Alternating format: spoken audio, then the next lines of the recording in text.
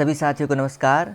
साथियों, आज के इस वीडियो में बात करेंगे एनसीईआरटी सॉल्यूशन कक्षा 7 विषय विज्ञान के चैप्टर संख्या 11 जंतुओं और पादपों में परिवहन। साथियों, चैप्टर के अंदर जो अभ्यास प्रश्न पूछे गए हैं उनका आज के इस वीडियो में हम सॉल्यूशन करने वाले हैं। तो साथियों, चलिए शुरू करते हैं। पहला प्रश्न है, कॉलम ए में दी गई संरचनाओं का कॉलम बी में दिए गए प्रक्रमों से मिलान कीजिए। तो आंसर में इस प्रकार मिलान करेंगे। रंध्र वाष्पोत्सर्जन, जाइलम जल का परिवहन, मूल रोम जल का अवशोषण और फ्लोएम भोजन का परिवहन, ये इनके कार्य हो गए। अगला प्रश्न है, रिक्त स्थानों की पूर्ति कीजिए। तो हमने रिक्त स्थानों की पूर्ति के पश्चात जो आंसर लिखे हैं वो इस प्रकार लिखेंगे।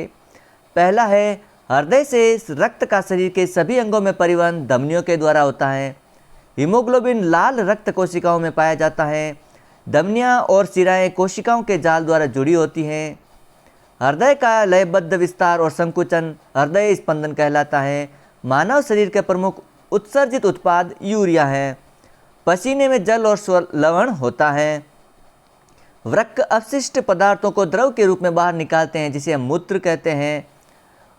और वृक्षों में बहुत अधिक ऊंचाइयों तक जल पहुंचाने के कार्य में वाष्पोत्सर्जन द्वारा उत्पन्न चूषण अभिकर्षण बल सहायता करता है। तो साथ ही यहाँ पर हमने रेड मार्क जो इंडिकेट किया है वो रिक्त स्थानों की पूर्ति है।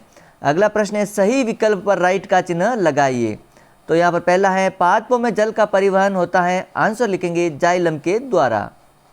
अगला है, मूलों द्वारा जल के अवशोषण की दर को बढ़ाया जा सकता है, उन्हें पंखे के नीचे रखकर।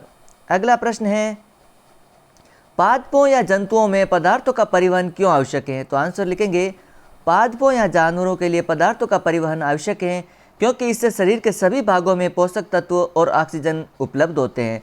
ऊर्जा हमें भोजन से मिलती है, इसलिए भोजन और ऑक्सीजन को शरीर के सभी भागों में पहुंचाना जरूरी होता है। इसलिए सभी जीवों में पदार्थों का परिवहन आवश्यक होता है। अगला प्रश्न है साथियों, क्या होगा यदि रक्त में पट्टिकाणु नहीं बनेंगे। पट्टिकाणु अर्थात प्लेटलेट। रक्त के थक्के जमने के लिए रक्त पट्टिकाणु या प्लेटलेट जिम्मेदार होते हैं। जब कोई चोट लगती है तो खून बहने लगता है। यदि रक्त में पट्टिकाणु प्लेटलेट्स नहीं होंगे तो रक्त का थक्का नहीं बन पाएगा और रक्त बहता रहेगा, जिससे व्यक्ति की मृत्यु भी हो सकती है। अगला प्रश्न है, रंध्र क्या है। रंध्र के दो कार्य बताइए। आंसर लिखेंगे, पौधों की पत्तियों में निचली सतह पर पाए जाने वाले सूक्ष्म छिद्रों को रंध्र कहते हैं। इनके कार्य हो गए ये हैं, यह गैसों के आदान प्रदान में मदद करते हैं। रंध्रों के द्वारा ही पौधों में अतिरिक्त जल वाष्पोत्सर्जन द्वारा बाहर निकलता है।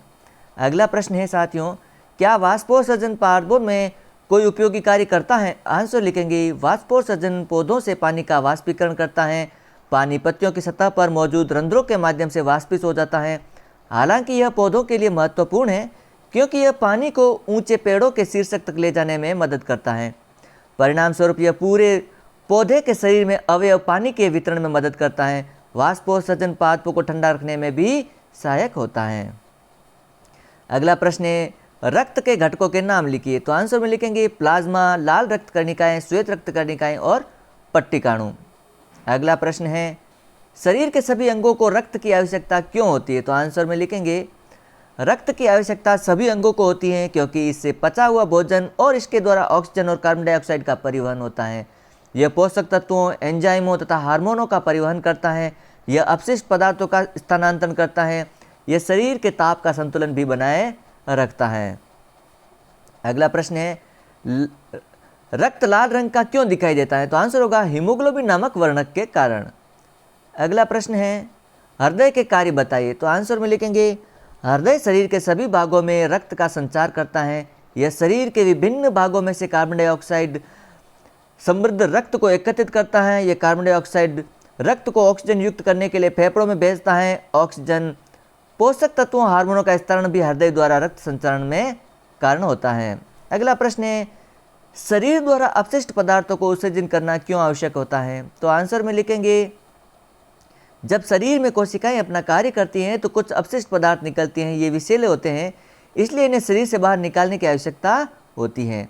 अगला प्रश्न है, मानव उत्सर्जन तंत्र का चित्र बनाइए और उसके विभिन्न भागों के नाम लिखिए। तो हमने यहाँ पर किडनी का यूनिट सिस्टम बना रखा है, जिसमें ये किडनी दर्शाई गई है, मूत्रवाहिनी और ये मूत्राशय और ये मूत्र मार्ग और मूत्ररंध्र। तो साथियों, इस प्रकार ये चैप्टर यहाँ पर समाप्त होता है।